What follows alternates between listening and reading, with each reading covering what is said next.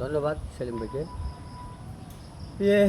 জিদার কারণে গোয়াল্লাহ জিদার কারণে হায়রে হজ করতে পারলেন না শাহ হুসাইনে, হায়রে হজ করতে পারলেন না শাহ হুসাইনে।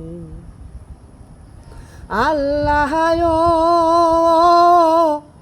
60 হিজরি 8 জিলহজ এ জিদের ঘোষণা, মক্কা মদিনায় হুসেন তাহাকি তেহে পারবে না।